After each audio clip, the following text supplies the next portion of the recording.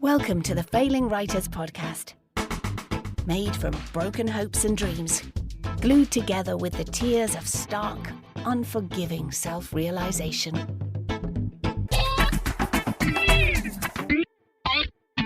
Do you remember such a thing as the tracking on your old VHS? On the VHS, recorder? yeah. Oh, Every bloody time we'd get a film out, and the tracking would be off, and I'd be lying on the floor twiddling the tracking knob, and my mum would be like, "Right, that's it, stay like that." It's like, I haven't touched it. Well, when you put your arm in the air, it was fine.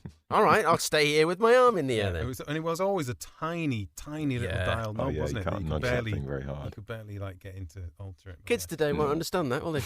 But you get that wonderful bit, wouldn't you, the start of VHS tapes where the sound would go a bit wallopy as well. So you get a really as the start of a film. I love that bit.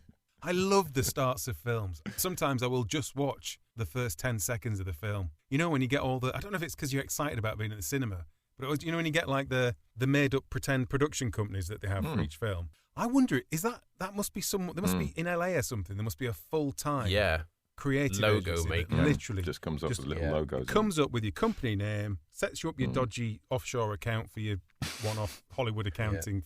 And a little animation with a bit of music. And you get an animation, you get a quirky name and an animation. Yeah. And I like to think they do so many and that they're so big now that you don't get to choose. It doesn't matter whether you're Steven Spielberg or anything. You come in and go, do you need something, do you? Yeah, I need a company and right. You have got Moonbrass. Yeah, exactly. It's just like, I'm not sure. That's what you've got. Here's your animation. Fuck off.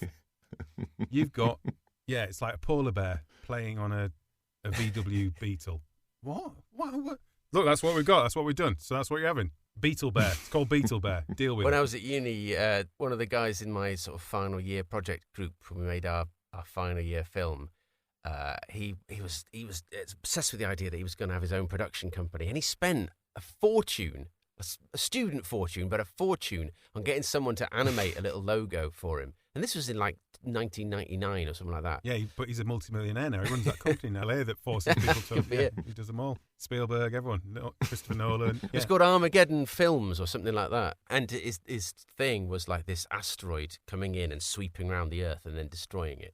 And it was really quite wanky. We had this idea that we could, if we'd have been any good at animation at the time, was to somehow superimpose his face onto the asteroid, so it looked like his face was destroying the Earth. I can see it. Yeah. Now. And was it good? Did you actually? So this was actually animated. Did it look good? It was the best part of the film. Let's put it that way. I see. Okay, that was where all the budget went, literally. Yeah, the 4 rest of it. seconds. That's what I'm saying. That generally is the best part of the film. You get those Wow. little sonic triggers. You get the thing, and if you're lucky, there's a lot of companies involved, and you might get 3 in a row before, and then after that, you still get the main production house as well. So you still get a Warner Brothers or whatever, or a 21st Century Fox, whatever it is. I like the Dolby one. You know, that just does. Yeah, that is nice. Oh, I love all that stuff. Yeah, and if you watch a series for long enough, you put them all together in your head as well. Yeah. Do you know what I mean? One just sort of flows into the next one. So we should get one of those for the podcast. Or like two or We should three. do a little animated logo thing. Animated stuff on audio. It's really cheap to make as well because you don't actually need to have anything. Yeah, Just that's tell people true. what it is. It's a polar bear on a VW Beetle. Everyone sees it. Everyone knows. Yeah. So I was going to ask, what have you written this week? But I'm just I'm feeling less hopeful than usual. Is that fair? Yeah. Has anyone written anything? No, nothing. Not even a sniff. I've been doing some background character development for sort of a novel idea that I've got. Yeah. Yeah, I have actually. It's fleshing it out. It's fleshing out quite well, quite scary. Is this the one that you didn't want to tell us about before? Oh, bollocks, yeah. Shit. Bollocks, yeah, no. No, nothing this week, really. Just dead quiet. Nothing. Just, yeah. Shit, I forgot about that. Oh, yeah. Come on, tell us a little bit. I can't tell you anything because as soon as I tell you, then it'll be a thing and then I won't do it. Just a little. I need the element of surprise. I need to feel smart that at some point I go, oh, by the way, lads, I finished this novel. All right, give us the name of one of the characters that you've been fleshing I haven't out. given him names yet. You don't want Birdie to come. I watched something that had a character called Bobby Brown in it the other day, and I meant to write down what it was. I genuinely did. You've been eating cheese, haven't you, before you're going to bed again? Is that what it is? No. I swear to God. I need to try and work out what I watched last week. There was definitely a Bobby Brown. Because it's such a good idea, Dave, for a name. That's why. Yeah, exactly. It's a great idea. I mean, that's why me and John discouraged you. Not because we thought it's silly. Just thought it's so good. Someone's probably done that. I'd be called, if I could choose, I'd be called Bobby Brown. So that's what I've been doing. John, what have you been doing? I assume again you asked the question, so you've obviously done something. No, I've been chipping away quietly on me murder mystery, but slow going. But I'm doing me 500 a day. Just keep going. Yeah, exactly. So I'd say you're still moving forward, though. You're not going back. in the right direction, just very slowly. You're writing forward. Yeah, good. Yeah.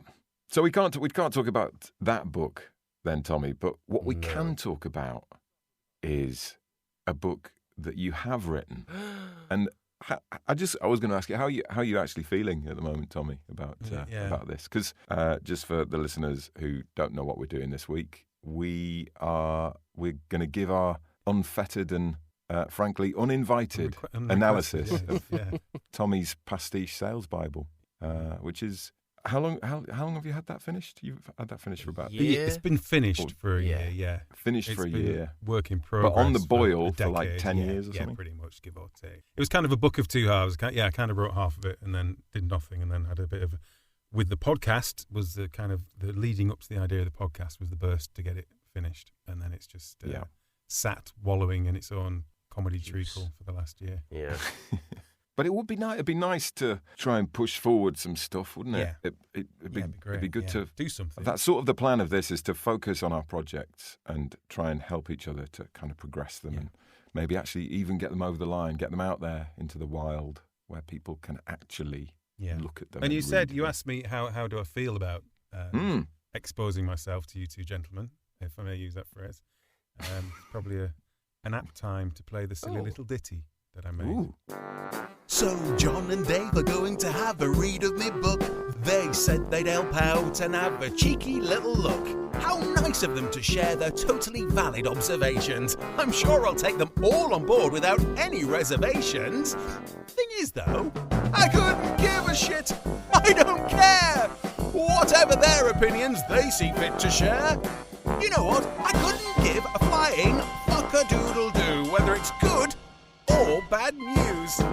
But what harm can it do? They can have a look, can't they? It'll be fine. I mean, it's not like they're going to rip it to shreds, is it? What if John says that chapter 4 just doesn't really work? Or Dave says he's struggling with the narrative and I end up looking like a Wrightberg? Or John says badly written in places and Dave says worse in others for my money? And then they both agree that it's all very silly and not in the slightest bit funny. Oh no, what if I give a shit? What if I care? I hope they bloody like it. If not, I'll despair. Do you know what? I'll just delete it. File it under B for bin. It'll never see the light of day again. Hold on. Does that mean that I care? Oh dear. Well, I guess we'll find out, won't we? I mean, I'm going to pretend I'm not bothered either way, whatever they say. I wrote this book for me, not for anyone else, so why should I care? And anyway, who minds a little bit of constructive criticism? I'm a grown-up. I can take it. My ego can take it. Probably, I think. Yeah, just play it cool, Tommy. Just play it cool. So yeah, I'm not really bothered what you say. It's a lovely ditty. It took us on a journey, a very honest journey, I think, in terms of the thought process of swinging from, I don't care what they think. I mean, obviously I hope they'll like it. All I would say is that ditty is probably longer than the amount of notes that I've got to give you about the book. How much of it have you read, Birdie? Now look, no, I have read every single word. I've read the whole thing, and that is a first for this podcast, ladies and gentlemen. That's the first time that I've actually finished reading a book that we were going to be talking about for the show. We're going to talk about in the podcast. You should. Apologies to all our previous interviewees. I'm quite honest about it now. But I have finished the entire book. I couldn't say that I've made a load of notes. they're all in my head. Yeah. That's good. That keeps it fresh, doesn't it? Yeah. Keeps it nice and fresh. But going back to what you said just before that about it, we're trying to get people to do something with what they've done. That would be my very first note, is that this book, Tom, deserves to be read by as many people as possible. By more than two By people. more than two people. Because I loved it. I thought it was, just to give the whole review away, I thought it was really, really good. I thought it was really, really funny. It made me laugh a lot. I think, anyone, particularly anyone who's ever worked in sales or knows somebody who's worked in sales, it would make a lovely, what was the phrase? A lovely little stocking filler type present. My backhanded compliments to Chris Paley. Yeah, very much a lovely little kind of stocking filler present. Exactly. But there's loads of delicious mind nuggets in there. Trademarked. In fact, actually, that's a good point. There is one little anecdote in there that I think I might recognise. Let me just give the lawyers a quick call before we discuss anything much further, Dave. Which bit would that be? There's a little bit about lemonade in there. Lemonade and beer. Oh, the lemonade top. Yeah. Oh, yeah. I'm pretty sure I told you that story. I don't know if you did. No, I didn't. I got that from, that was an old joke of a colleague. Was it Dave Baird? A radio colleague.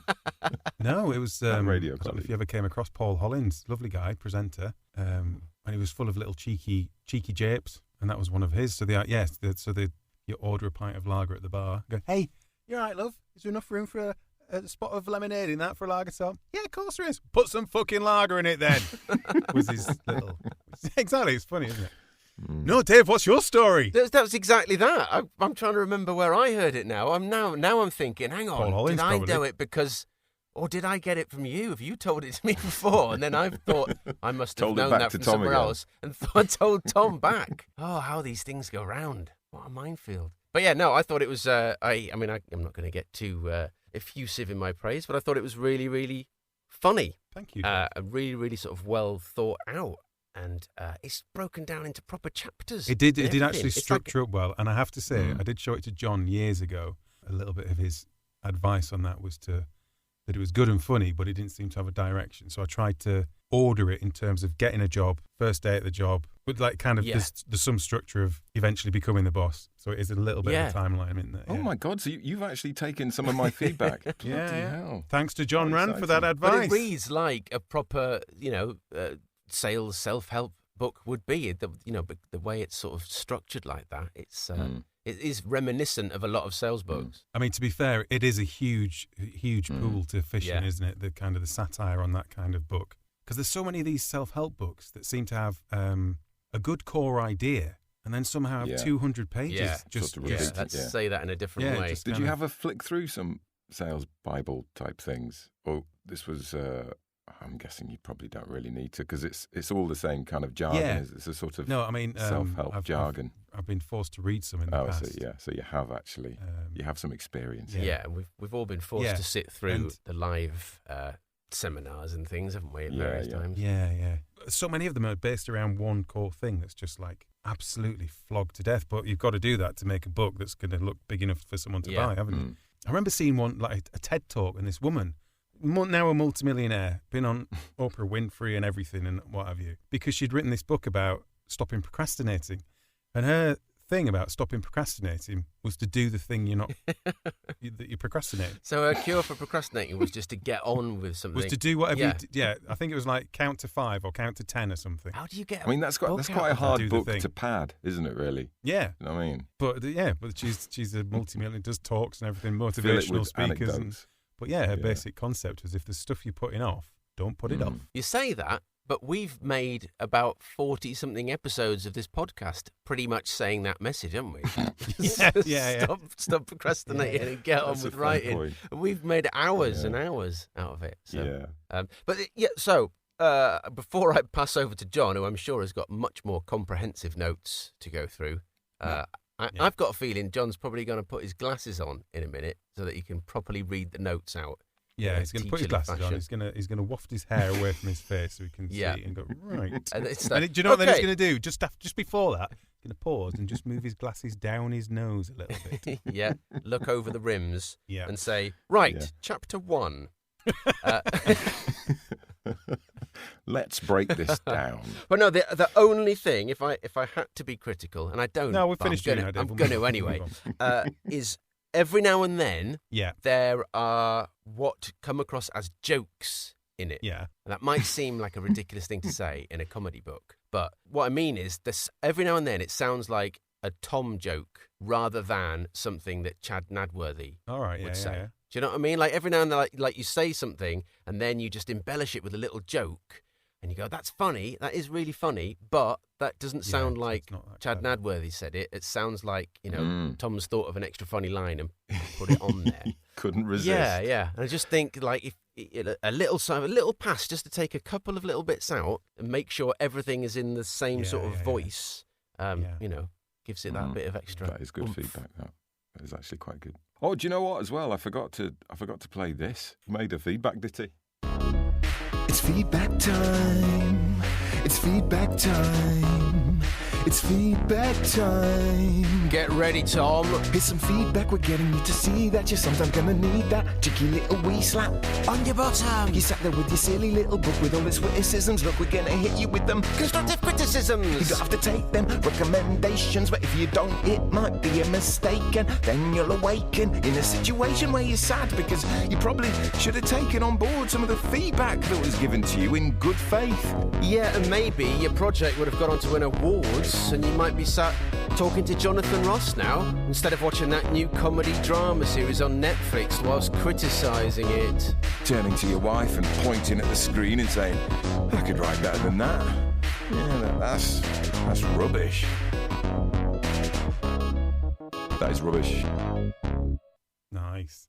Double Yeah. ditties. Double ditties this week. It's feedback time. It is feedback time. Yeah, I would. Feedback, I mean, John. yeah, I mean, yeah. Coming off the back of that, I mean, it is a book. It is rich with funnies, isn't it? It's and in the best bits, sometimes there are even like jokes within jokes, and you have to sort of stack them up on top of each other in your brain.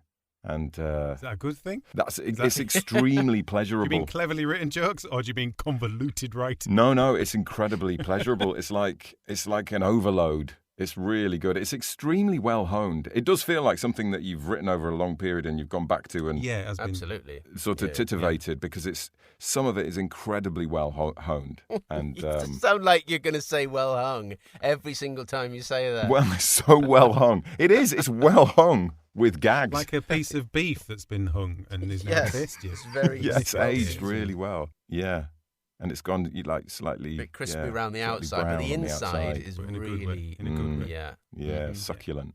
The only downside to like stacking it with so much goodness is that I think you've probably made life quite difficult for yourself in that there are a couple of bits that probably just need a bit more work in order to get them up to the standard of the rest of Yeah, it. yeah. And, that's the problem with making it, a lot of it very funny, is that the bits aren't quite as good. They do pop out a bit. Yeah. But there aren't very many of them, to be fair, and they tend to be at the back end. I think you can tell that the stuff that you wrote later on hasn't had quite as much work on it, maybe. Right, yeah. Is that yeah. fair? Yeah, yeah. Because probably, I was like doing a little bit of proofreading for you as well. Because I thought I'm reading it anyway. I might as well like check for typos and stuff.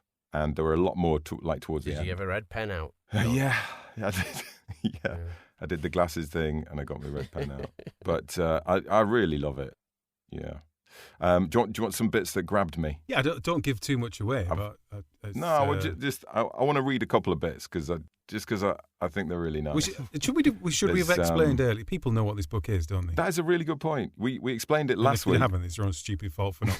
It's your own stupid fault for not listening to more of our episodes, isn't it? Yeah. But if you've got to this point, for those people that may have listened but Yeah. then forgotten, this is basically a pastiche of a self-help sales training book pitched as the 2-hour sales Bible, which can be read by a salesperson in 2 hours to hone their sales technique. And it's created by Chad Nadworthy, who thinks he's the best salesperson ever to walk the earth. but he's actually a bit of an arse. Is that the log line? Even though all of his anecdotes as well basically end in failure. But he's completely oblivious to that failure. Yeah. Exactly. Or he sees it as the rest of the world's fault, and it's just not his. Yeah. Just bounces off him. Everything just bounces off him. But yeah, I was just gonna give a couple of little bits without giving like too much away or anything. But they're just It'd be very interesting. It would actually be really interesting to hear what bits you found particularly funny. Yeah, I mean some of the Because I gave it to my wife to read as well, and I was literally sat watching her read it. And every time she laughed, I said, "Right, what are you laughing at? What are you laughing at? Which bit are you laughing at now? What are you laughing at?" And she was laughing at some of the stuff that I was thinking, well, I nearly got rid of that because I didn't think it was very funny. It's almost as if funny, comedy is subjective, isn't it? Get out of here, Dave. What kind of comments that to make? That can't be right. But then it wouldn't fit into the rules that we've been learning. that's true as well. Yes, it doesn't work. So there are nice little moments of brutal truth, like when Chad sums up who you need to be in order to be a great salesperson, whilst also inventing a word like any good sales guru should. The quote is, basically, if I only had enough space to write it on a gravestone, in a fortune cookie, or on the wall of the toilets at the bowling alley, the message would be, don't be yourself, you're probably a dick. Be the salesperson they want on their team. Driven, ruthless, and literally shitting enigmaticism. Then there are moments where you're sort of simultaneously quite highbrow and quite lowbrow at the same time. Yes, I like that about Chad. I like that he can just get off. Yeah. He thinks he's being so like reaching up so far above his education, and it's just like a little knowledge is a dangerous thing. He's kind of yeah. Now, bearing in mind that I estimate probably 12 to 13 million people will be reading this book, possibly more if it really takes off, which, when you consider the quality of the content I'm providing here, that's a pretty likely scenario. Then you'll need to come up with your own made-up content for your CV. But my secret would be to think big. If you're going to tell a lie, tell a big one. Can't remember who famously said that, but whoever it was, that dude had the right idea, yeah? And there's that, you get that little hit of pleasure when you know that he's quoting Goebbels, but he doesn't. And I thought that was a little stroke of genius. It was very nice. And I like his mad rambling bits as well. Like when he sort of briefly comes completely off a point, just to talk about himself. Just to flesh out his ego or to feather his own nest, isn't it? Exactly, yeah. You've heard the phrase, the customer is always right. Yeah, well, I came up with that. I mean, I think someone had come up with it before me, but I still came up with it after. I'm like a zillion % sure that I'd never heard it before. But even if I had, which I hadn't, I'd definitely still have come up with it. Yeah. That's lovely. Very nice. Lovely. And then finally, I just wanted to read this little bit. This is there are like slightly weird meta bits. There's bits where there's this particular bit where you're talking about spending a lot of time in the early 90s making deals in saunas. And there's this really strange bit where you start conversing with the reader and with the editor of the book simultaneously. And it's just so stupid and weird, but it is brilliant. And it goes like this. I spent a great deal of time naked and sweaty with clients.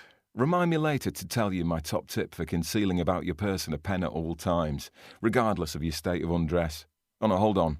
You can't remind me, can you? This is a book, not a conversation. Although my fluid and award-winning writing, note to editor, insert the awards I win for writing this book in the second edition, etc., probably makes it feel that way. So, if you're that bothered, write my agent a letter to ask, I guess. Unless you're reading this in a sauna, which I assume a great many of you are, in which case you'll either want to know how to conceal a pen about your naked person and therefore won't have one to hand to write a letter, or you will have one with you, but that means you've no need for my idea about hiding a pen vertically between your buttocks. On second thoughts, note to editor, should we get rid of all of that last bit? Up to you. You're the one who's going to read this from cover to cover and make sure it's all cool before sending it to print. Right? Nice. With comedy spelling mistakes on sending to print. Yeah. The bit that I wanted to sort of mention, I don't really want to mention because it kind of gives it away. But the whole premise of the chapter about my time behind bars really tickled me. But if I say why, it gives it away, so I won't say it. People will just have to buy the book. Just have to buy the book, which means you just have to sell the book, Tom. Oh, shit, yeah. God, everything's bloody double-edged in this podcast, isn't it? It really is. It's a poison chalice. Thanks for all the praise, boys. That means I can't put it in the bin. You can't put it in the bin. No, definitely don't put it in the bin. Would be shitting buggers. It would be a tragedy and and a crime against humanity, you could say. There's such beautiful bits in it. It is so good. Yeah. But there is a however. Do you want the however bit? In MasterChef, I think the music changes here, doesn't it? Does it go into like a minor key? Or just a deep sustained? Yeah, it's like a drone comes in. Yeah. However, and someone chops something, and then the music goes into a beat again. And then Greg Wallace goes, Well, it's too sweet even for me. And I love sweet things. I'd eat a bag of sugar. If you poured a bag of sugar on a wet baby, I would eat the baby. But this for me, it's just too sweet. And also, he does that weird thing. I recently noticed it. He's got a really odd smile. It's his lips, yeah. He's like got very... Because he stays really still, and then like the sides of his mouth start to slowly pull back and reveal his teeth. And he's just stuck in a very awkward looking... weird. Yeah. Anyway, he's like a live action of Wallace and Gromit, isn't he? Sometimes Wallace of Gromit. Wallace of Gromit, the famous knight. Yeah. I think we've just done a job for Aardman Animations for the next. I could see that Wallace of Gromit. Yeah. Starring Greg. Go on, John. What's your bad news? Oh yeah. However, we've talked about this before, and I think it's related to the fact that you started writing this a long time ago. But the style of it seems placed in a moment in time a little bit. Like it feels like something that was written a little while ago, in the sense that I think probably when you started writing it, there were more people who were actually like that. Do you know what I mean? Or it was more okay to be like that. I mean, we've met some of them, but I think there might be a really easy way to potentially deal with that, is that maybe you could make the book look like it was printed in the 90s. Yeah, do you know what I mean? Place it back in its original context and sort of make fun of that era a little bit. The era in which we actually, did our sales training. But I think you could have a lot of fun with that as well. I think you could dot it with quite bad clip art and stuff and get, a bit of Comic Sans on your cover design or something. I don't know, but... It sort of feels like it needs to be placed in a bit of a context. I don't know. Well, yeah, I think it's just because I don't know. I think those people still exist. Yeah. I think if you just go to Curry's at the weekend and try and buy a kettle, you'd be surprised. Or try and go and buy a car from some car dealers, and it's it exists. It really maybe exists. You're right. It really does. I think people are just a bit more, maybe just a bit more careful. Because I think you may be out of the game a bit. I think maybe. Yeah. Well, that's probably true. But I still buy things off people. There was a really interesting part of Will Storr's interview where he said about that experiment they do with like psychology students. So at the start of it, they interview them about their bias, and then at the end of it, they do the same thing once they've done bias training, and they've all learned about other people's biases, but are completely oblivious to the fact that they still have the same biases. Yeah. And I think that's how it is. I think a lot of people are like, will say things like, "Oh, the world has changed, and you can't say this and you can't say that anymore," but they still do and say those exactly the things that they complain you can't say anymore. So I think there's complain. I think there's definitely still a place for it. And I think you're probably right what you're saying as well, John. But I think maybe there's a way of making it so it is just Chad Nadworthy being out of his depth and out of time. Yeah. So he's telling these old stories. I think it's just because it's because it's so hugely over the top. It's sort of in that Viz it's bit, isn't it? Do you know what I mean? It's not subtle. I don't know. I was sort of thinking and you'll totally hate this, but I was thinking you could do a version of this that was like, I don't know, keeping it a bit more subtle. I mean, a lot of it actually is. All my favourite bits, I think, are actually quite subtle. So you keep all the posturing and the wankery, but you place it a bit more into the subtext of the writing, if you know what I mean. So you do his over the topness, but you do it through sort of humble bragging and virtue signalling and all that kind of stuff. But you still have, you can still have all the stupid, pointless, wanky things like the acronyms and stuff, and the fact that the guy can't see how bad they are. I don't know. It just, I suppose, I mean, again, it's probably that subjective thing. Yeah. The stuff that I really enjoy is the sort of, just slightly more subtle play. You like feeling smart about yourself, don't you? Do you know what I mean? That's what you Yeah, You don't like people giving you stuff on a plate. You like, oh, I've worked that out. I bet some of the other people reading this, bearing in mind there's only Dave and my wife that have read it, I bet they haven't thought of it. Oh, I must text Dave and see if he understands. On page 37, Dave, do you get it? Do you get it? Did you get that? But did you get it on this level? Oh, you only understood it on that level, did you? No, I think, it's different. But you know what I mean? There's a lot of big... Yeah. There's a lot of big action in there. There's a lot of, I don't want to say it because I don't want to give it away. But I am probably going to ignore that feedback. Yeah. I love the big silly as much as anything in it. But yeah. But it was great. Well, thank you so much for taking the time to read it, guys. It's only 2 hours. Pleasure. I really appreciate Total it. pleasure. And I read the last chapter just before we came on. But it still did read the entire Fresh in your thing. mind, isn't it, Exactly. Dave? That's Yeah. what you want. Exactly. Fresh in your mind. Yes. G'day, I'm Jason Donovan, and when I'm not belting out various pop music classics such as Too Many Broken Hearts, Especially for You, and Don't Put Your Finger Up My Bum Just Yet Thanks, I like listening to the Failing Writers podcast. Question that's been floating around ever since we started the podcast. Have I taken enough of the massively offensive stuff out? Does that sit about right? Looking at what was... Dave, I'm not bothered what you think, Dave, because you'd be like, yeah, no, it's fine, whatever. Looking at what was in there, compared to what I know you're like, then I would say, yeah, you've taken quite a lot out. That's probably a very fair comment. Yeah, well, I read the other version, so I know that he's taken quite a lot out. No, I think it's about right. I mean, it does get outrageous at times, but it's all right. It's not like It's not wrong. No. And it's that thing as well. It's him as well. It's the character. Him getting Yeah, it it's wrong. the character. Yeah, it Roll is. your eyes at him. That lets you get away with anything, doesn't Just it? to some It extent. does, but Just to some I extent, think yeah. I think it treads the line, but it doesn't fall in to whatever. Yeah. Yeah, well, that's But good. it leads me on to the next point that I was going to talk about. Sorry, but you've got more points. Yeah, I've got more points. I want to talk about next stages, Tommy. Right, And so we'll do I've- that in a couple of podcast time or something. Yeah. Or like in a year next season. I've signed us up to Readsy. Have you heard of Readsy? I thought I might have mentioned it the other day. In fact, I've maybe seen even on it. the Yeah, when you podcast. say signed us up, you've signed our podcast email up to it, and you signed my personal email up to it, didn't you? No, I didn't sign your personal I email. think you did. I've been getting emails about That's weird. I seem to have Readsy as well. I just wondered what that was for. I've been getting a lot of emails from I think they're just coming through Failing Oh, is Writers. it? Right, sorry, I may have unsubscribed to them because I got annoyed at how many emails there were. Oh. But basically, it's an Yeah. online portal that helps authors find publishing professionals like editors and designers, proofreaders, everything, publicists, whatever. And I thought that might actually be useful. And the more I think about it, Tommy, Yeah.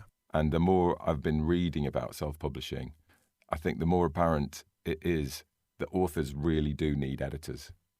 You need someone objective, more objective than Dave and I, who's going to say, okay, this bit needs to go. I'd rewrite this bit. I love that concept. That needs a bit of a shake-up, whatever. And I don't think Dave and I can do that.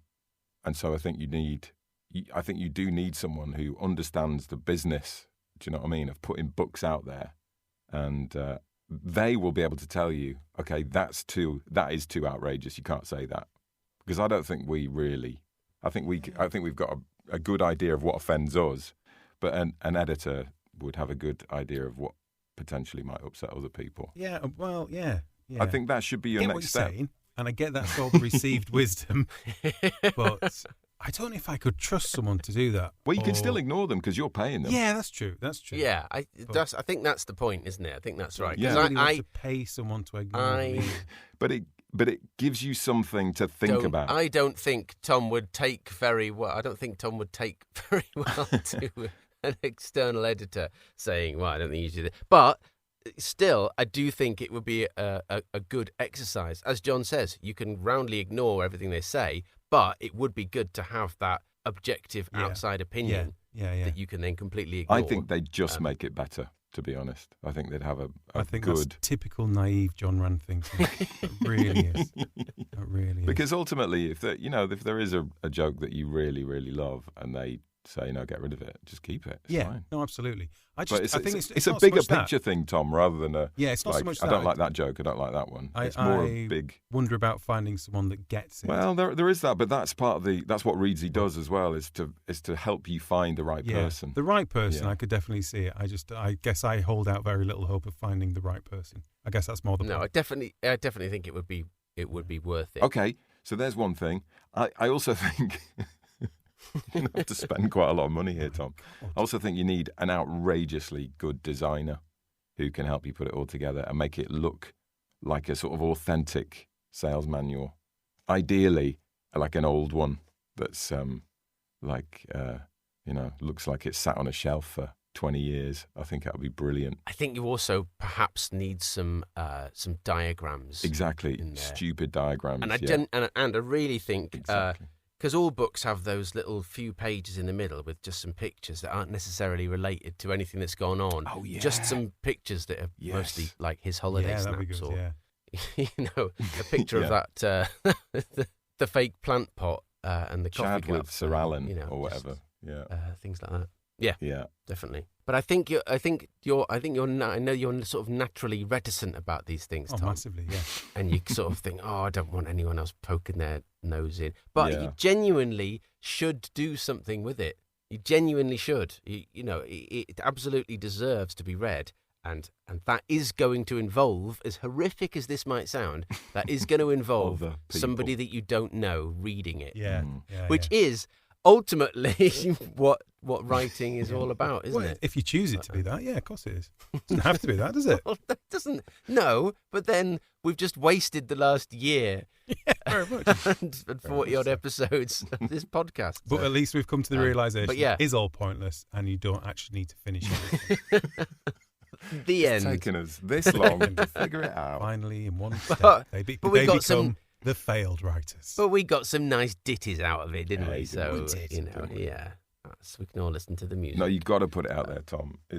All right, It's sorry, it's too upsetting to think this just sat there. Do you know what? We did this with John, although he has thus far ignored it. We did say if 10 people asked John to do his tree I story. remember that day. I remember it very well. That he would do it. I mean, he's failed to do that, but I think people out there should now send in their formal requests for Tom to release this book. Yeah. I come don't on. think we need to do that. And if I don't think we I need to. think if 10 people say they No, want I'm to definitely on read board it, with moving it. I'm definitely on board with moving it forward. Yes. So yeah, I'll have a look into. So let's talk deadlines.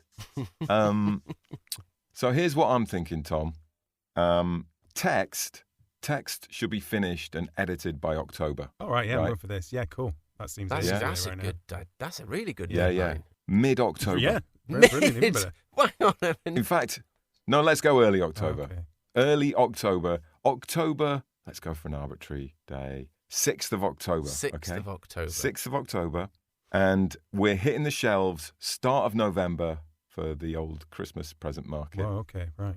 And I think that gives you a nice incentive to aim for a deadline. Yeah. Hang on. It's a bit- Wait a minute. Mm. Wait. So, finish writing the book by this early October and have it Yep. on the shelves in November. Yeah. You seem to have missed a few stages out of this process there. Nah, that's all done. It's done. Now we need a designer as well. It needs to be designed, of course.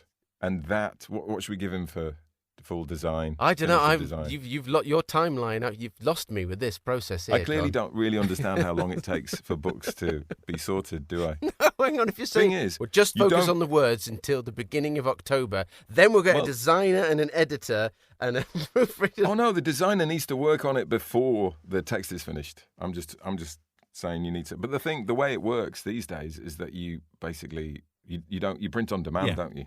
Yeah. So you don't send your books off to be printed. You'd have to wait for them to be printed. But then they're not going to be on a shelf. It's not a literal shelf, Dave. You said It's a- shelf, John. You said the Okay. word shelf. Okay. Well, there'll be one on Tom's shelf, and there'll be one on our shelf. Well, I've already read it, but I don't need to read it. Maybe I'll get one from the library. don't want to read it again. I liked it, but not that much. Yeah, but it'll have new stuff in. It'll have clip art and diagrams in. That's true. It'll be cool. Yeah. So we also need to talk, Tom. Are you feeling up for that? Getting it out for Christmas? I don't know. It depends what you say next, to be honest, John. Okay, well, I think we need to talk. I think if you are up for it, we need to talk about the consequences of non-compliance.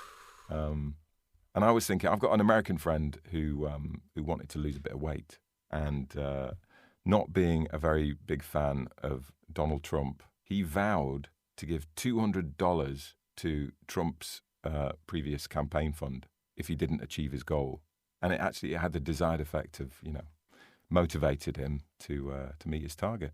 Right. So I was thinking, you should sign the legal decree I'm forwarding you now, Tom. Can I just check this has been properly looked at by a team of crack lawyers? You'll be able to see straight away that it's all properly, formally legal. Could we say that it's above board? Because I think that's the proper legal phrase, isn't it? I've had my guys look at it, so right. yeah. Should we put this on the blog so that our listeners can double check? Oh yeah, it? No, everyone should. Yeah, everyone should have a look. I think. Yep. Okay. I mean, it looks legit, I have to say. Is it on? Is it on headed paper? It is. Yeah, on quite formal headed paper. So this is from the very official legal document. So official, the Queen has signed it herself. Yeah, I did actually get the Queen to sign it. Thought that would make it. I, Thomas Langoustine Turner, do hereby formally and legally commit myself to seeking an editor to help me craft my book into a bestseller. I can't guarantee that, John. Already the legal language is quite shaky there, isn't it? Well, I can't commit to making it a bestseller. I think you can, Tom. I think you can. I can't commit to it being a bestseller. You're going to have to. I can try and make it a bestseller. I shall also go promptly forthwith, even with a little spring in my... Steady on, son. What's this? It's legal stuff. This contract will not stand up in court, John. It's asking unreasonable measures. You can't... Contract law doesn't supersede existing law. Everyone knows that. Spring in my step. To procure the services of a designer so as to ensure that my book is so aesthetically alluring that even someone with a reasonably serious sight impairment won't be able to flick through like you might normally in a bookshop or whatever.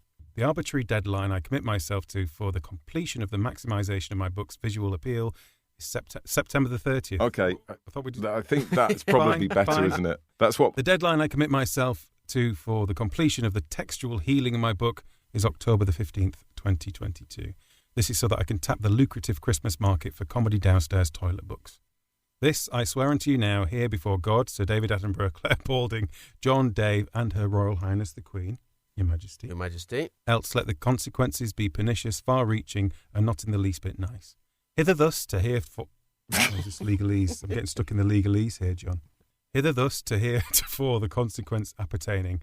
I swear to sign up for daily investment advice emails from Nigel Farage's Fortune and... Is this real? Does he do this? This is for real, yeah. This is a thing. That's what he does now. I swear to sign up for daily investment advice emails from Nigel Farage's Fortune and Freedom financial newsletter. Will that get me put on a list or something somewhere? Daily emails from Nige. Yeah. Bloody hell. Which you might consider consequence enough. However, the cost of this service is $100. He charges for this, which will be paid to Nigel in full in the event of the non-fulfillment of this promise. I don't know if that's a step too far, John. I think I can probably agree to the concept of it. I appreciate it, but that's yeah. It might help though. It might be that little push. It's the you know little what I mean? push that you need, Tom. That's it. That'll help you stay on the straight and narrow.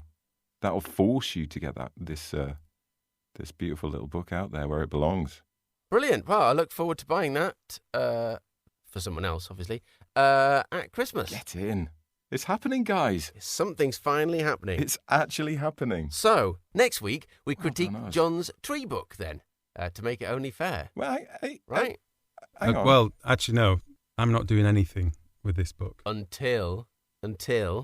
Unless at the end of this podcast, at the end, after it's finished, people can sit down and listen to John present his tree story. Yes. That would then be... let me just check. Does it? Yeah, I'm just hearing that would then make it actually legally binding.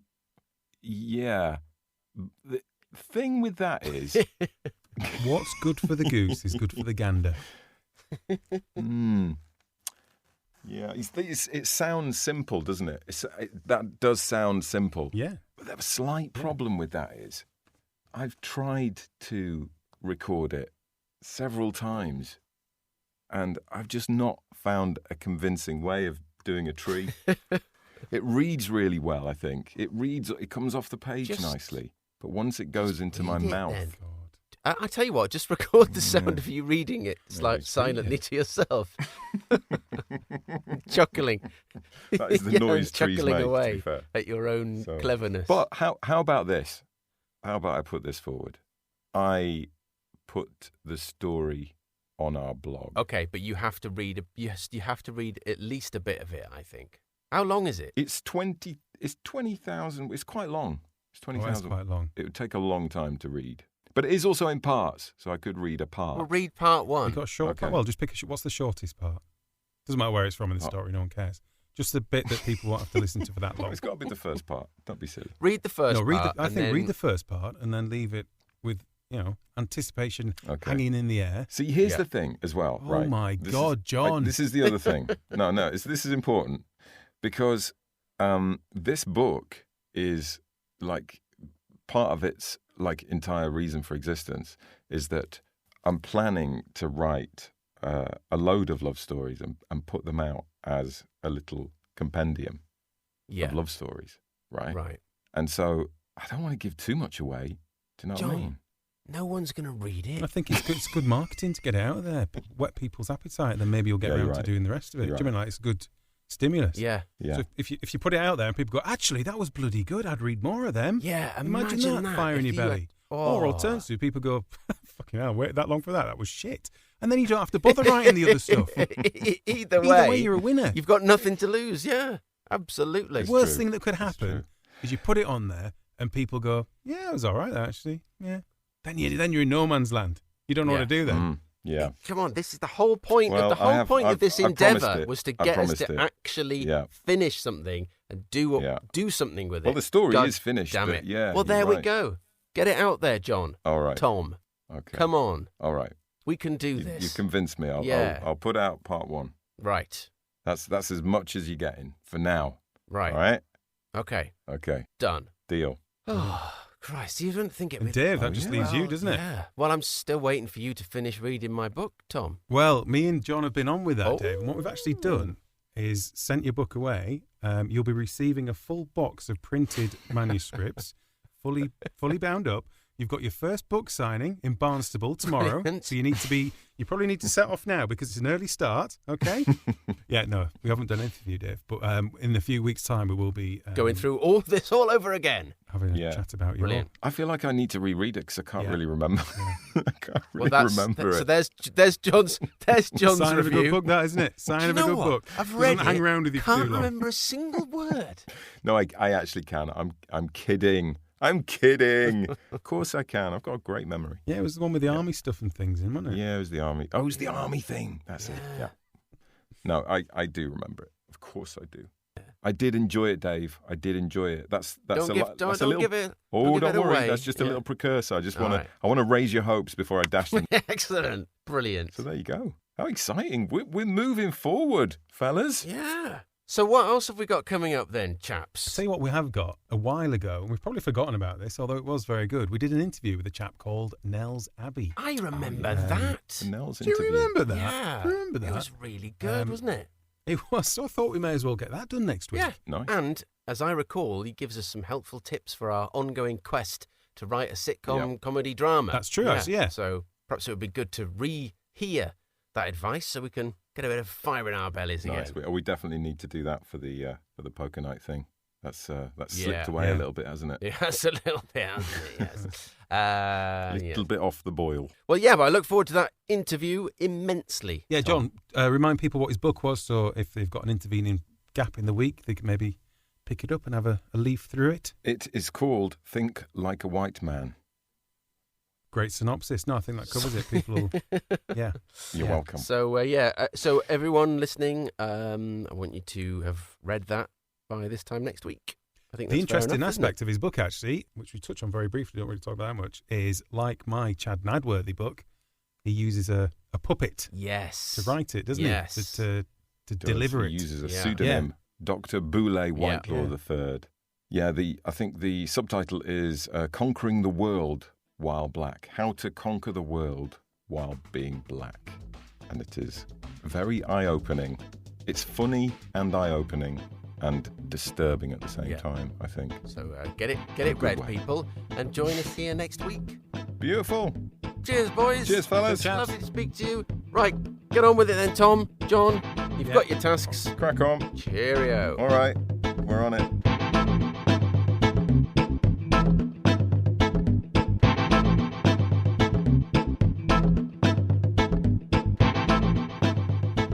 Now people can just sit back and look forward to the first chapter of John's book. Is that right? Hello, I'm a tree.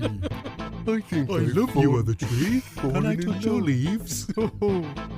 Really nice. Can I touch your leaves? You see, this is Oh, the you problem. have a very sexy bark. This is the problem, right? How do you My do? bark is How do you do a voice for a tree that doesn't sound like that? I'm Yeah, It no, doesn't it's- sound like Noel Fielding's Moon. little What, tree. you know what what I did you mean? go with for your tree voice then, John? What was the... Well, I've tried loads of different things and it just doesn't Right. really work because trees don't speak. No, but I mean, lots of things don't speak, but they get given voices in. Or if they do speak, they speak like that. They not That's the speak like the problem. wind whistling through their leaves. Well, I've tried all kinds of sound effects. Yeah. I'm a sexy tree. That's Ooh, quite that's sexy, isn't it? Isn't it? I just did that. It just came out. But bloody hell, if I was another tree, that would give me wood.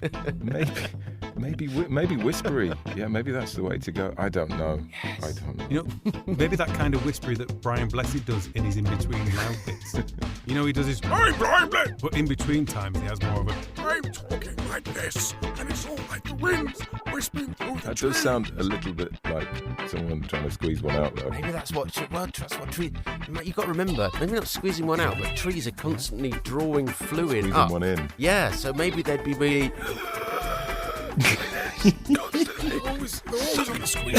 sucking inwards. They're always Maybe they talk clenching. like that. I don't know. I'm sucking up some water. Can't wait. Can't wait.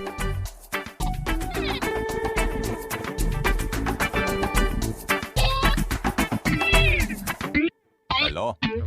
Where's everybody gone?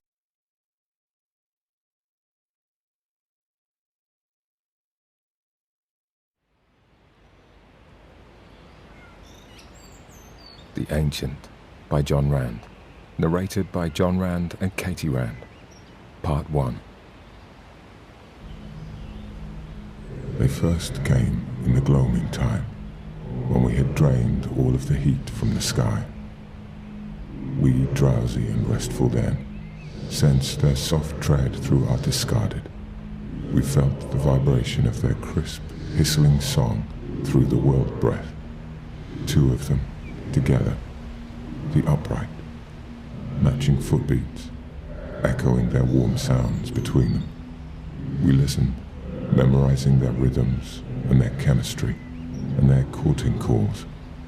Only alone they return now, to the red-berry ancient, out on the edge.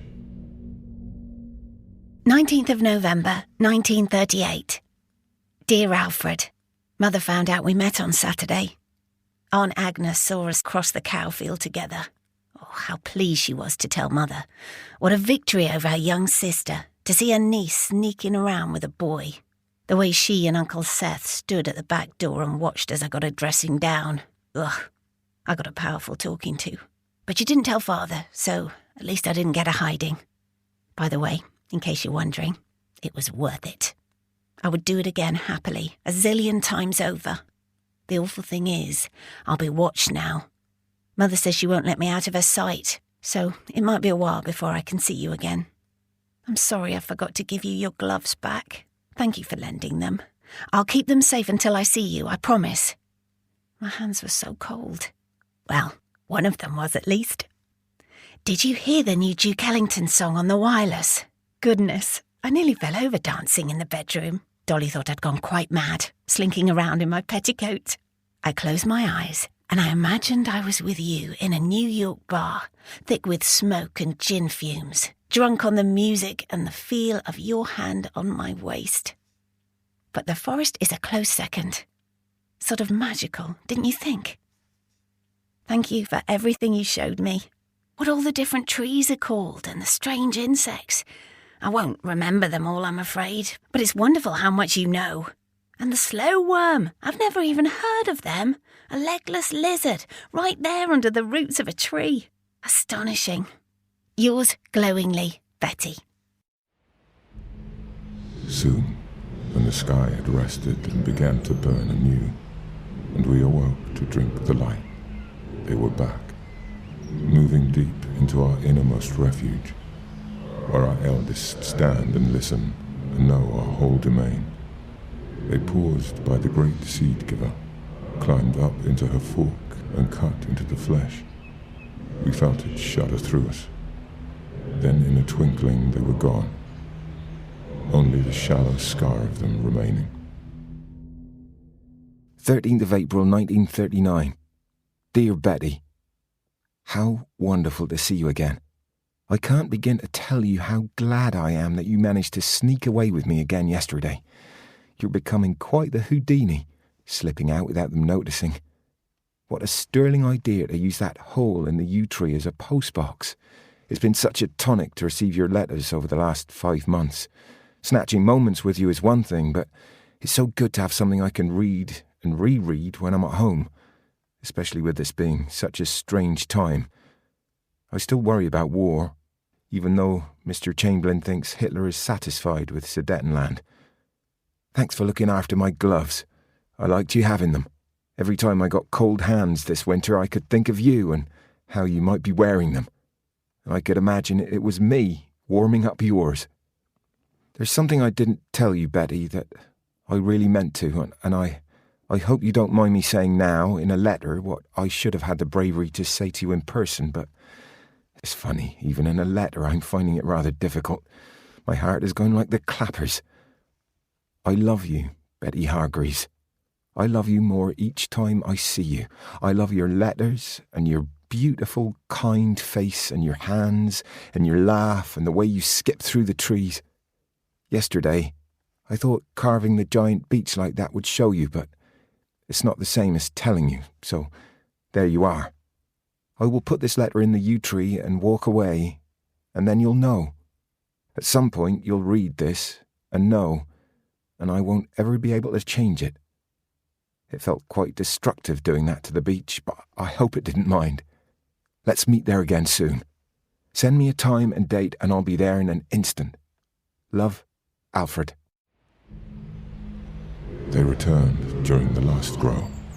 The sky heat had been good, but the underdrink had dried. Slower and quieter than before they came, but we knew them. They trod in the cool of our shade and the clean of our breath, meandering like the trickle run. Like creatures injured, they limped through us as we listened. When they reached the great seed giver, they climbed higher than ever into her broad limbs and held each other. We felt them rain the ground with offerings, tiny drops of gratitude. 15th of September, 1939. Dear Alfred, I didn't go to school today. I couldn't. Mother said I didn't have a temperature, but I felt quite lightheaded and my stomach heavy as lead. Whenever I think about it, about you in danger, I have to lie down. It's not that I'm not proud of you, and I suspect when I see you in that uniform, I will be faint for other reasons. But I can't help feeling like we've only just got to really know each other, and now they're taking you away. I wish you weren't a year older than me. I wish you could stay. I know I'm being selfish and I should be strong for your sake. And I know I shouldn't have blubbed like a baby on Saturday. And I'll probably go to hell. But I already miss you, as though someone's just come and removed a vital organ. I used to laugh at those love stories, the romance novels I sometimes read, with the girls so faint with adoration and the boys so handsome and strong and daring and all the other ridiculous clichés those writers are prone to. But here I am, not laughing anymore. Please write to me whenever you can. I will see you by that tree soon. I will. I love you too, Alfred Dalton, with all my heart. Betty. Nothing of the two for 4 cycles. We grew, we slept, we burst with life, we died back, and still they stayed away.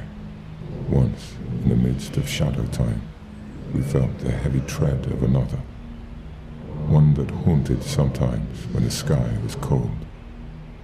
He dragged behind him a stiff trunk of carrion, opened up the ground and delivered to us his burden, flesh for our roots to feast upon, reaching gratefully through the earth towards the decay. Then, one morning soon after, we felt the two return, just to the edge, to the red berry ancient, one, then the other. 3rd of March, 1944. Dear Betty, I've been home a week and a half, plucking up the courage to come and see you. Then I spotted you today. You were leaving the butcher's with your mum. I had to hold on to the railing by the memorial for a moment. It was like seeing a ghost, but a very familiar and lovely ghost. I nearly shouted out, but my voice was all glued up, and then you were gone. And anyway, it didn't feel right. Mum told me you'd been seeing Stanley Grimshaw. I remember him. Chief Inspector's son. He was your year at school, wasn't he? Handsome. A good rugby player, if I'm not mistaken, and from a good family. You'll do okay with him, Bet. As you know, I've been posted in Burma. But what you probably don't know is that we've had no leave for the past 2 years. I did touch ground in Blighty last April, but we only got as far as Portsmouth before they turned us around. Said things had taken a turn and they needed us in France as soon as possible. I won't describe how painful it was to be so close to you, only to be ripped away again. I've torn a picture of a U from my observer's book of trees and will post it through your letterbox later today. I'm hoping it might lead you to this letter. I just needed to tell you, I'm sorry, Betty. I'm so sorry for not writing more. I want you to know that I hate myself, and I don't blame you for seeing Stanley. You must have wondered why the letters stopped. We got correspondence so rarely. Being out there, it's difficult to think of home. It's painful, even harder to find words that have any meaning. So much has happened in the last 4 years. I've done things, Betty, I will never be able to explain, forget, or forgive myself for. I'm sorry. I'm just so sorry. I hope you can forgive me. Stay safe. Mum told me about the girl from Hanston who went missing last week and still hasn't turned up, so please be careful, especially walking at night. I will stay with Mum tonight, then return to the base tomorrow. I didn't come to upset you or cause a fuss. I wish you well, Betty Hargreaves. I know just how special you are and what great things you will do in the future. Yours, Alfred. The disappearing began after life's great pulse beat 3 more times. There had been so few slaughtered here since the Great Purge. We were unprepared. Great ground shakers came to our boundary and began to take us, indiscriminately. Old and young, tall and squat, and all those we are guardian to. The grubs, the bugs, the slugs, the crawlers, climbers, carpets and creepers, even the winged and furred, all cleared away, opened out wide to the eyes of the sky. Then, with our lines alive with conference, there came a commotion. We sensed his footbeats and felt his cries, and as quickly as death began, it ceased. 10th of July, 1946. Dear Alfred, it was a shock to see you today. That's an understatement. It was a white-hot bolt of lightning. I nearly didn't write this. I nearly went home and tried to forget.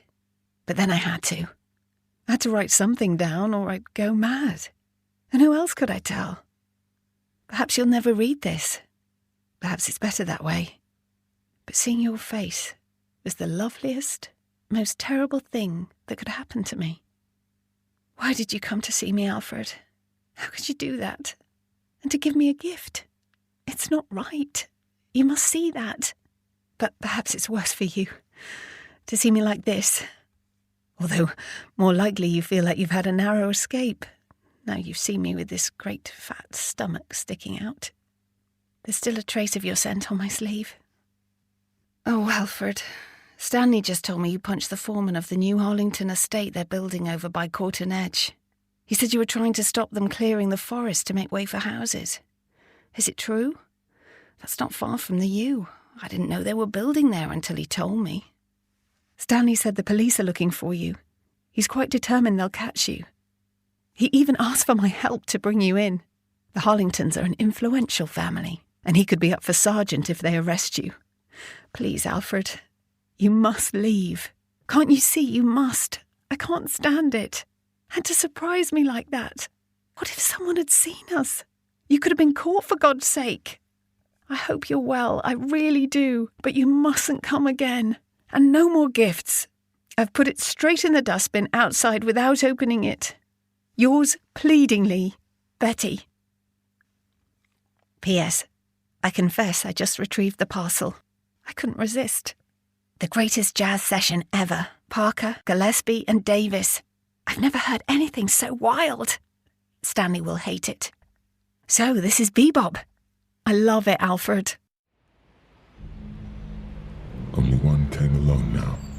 A shadow, lost and silent over soft moss, or shifting over crisp, dry, rustling drifts, or sneaking over sheaves of long, squeaking leaves, intimate, inquisitive.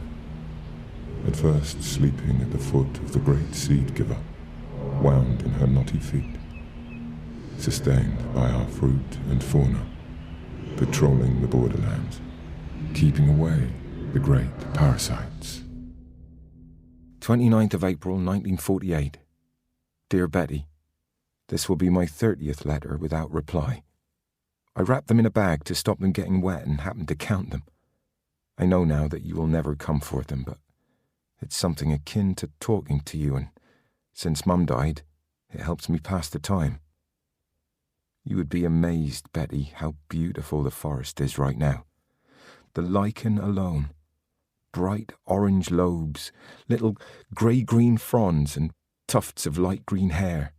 And the insects. Once you start looking, the trees are alive with them, clashing stag beetles and iridescent rose chafers and beetles that pretend to be wasps, moths that hide in plain sight on bark or advertise themselves with glorious fat yellow bodies and exquisite pink-tipped wings. There's a colony of red squirrels here too. I couldn't believe my eyes. Thought they were all gone. But there they are. Little, introverted, tuft-eared comrades. I've been trying to get closer to them, feeding them nuts and acorns, but they're wary as anything. They remind me a little of you when I asked, "Do you dance, madam?" that day on the bus. The startled way your eyes widened and your head darted round as if I might be talking to someone else. Harlington's building company still want to tear down more of the forest. I can't understand how they're allowed to. Each and every one of those trees is home to hundreds, if not thousands, of living things. I've written to every person I can think of to object, but it's a losing battle. I need help. I found out there are people that fight this kind of thing, and I've been trying to contact them, but it's not easy when you don't have a postal address. In the meantime, I continue with my guerrilla tactics. They're getting wise to my nightly raids, but they can't keep an eye on everything all the time, and I'm determined they will not take our forest. I would tell you where I'm hiding, but I worry in case the police should get their hands on these letters and find me. Yours always, Alfred. For 5 more cycles, we and the upright one became each other's guardians. We bestowed food, water, shelter, and haven, hid him from the hard feet and the sniffers that sometimes invaded, and in turn, he kept us safe.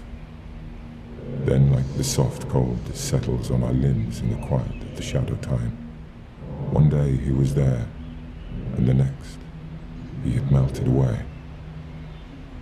We were drowsy then, but we still knew her quick, light padding.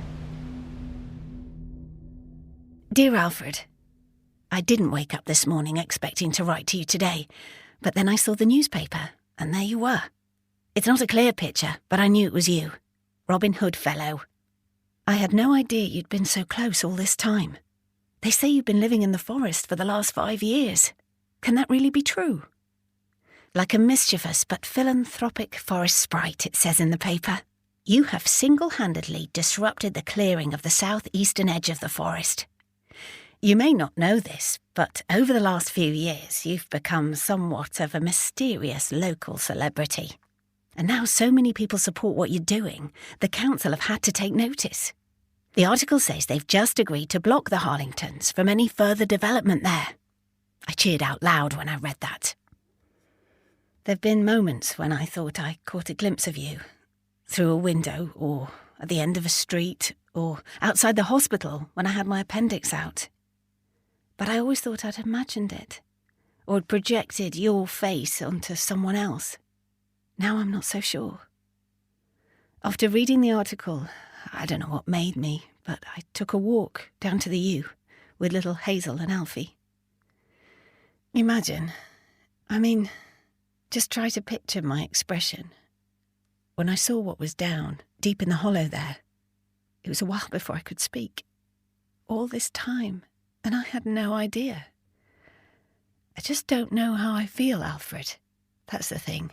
I'm excited and happy and scared and sad all at the same time. My hands are shaking and I can't sit still. I haven't read any of them yet. I can't bear to. But I suppose I will. I've never been very good at resistance, as you know. The article said you haven't been seen for a while. I hope you're okay. If you do ever read this, Alfred, I truly wish you all the best. Your friend always, Betty.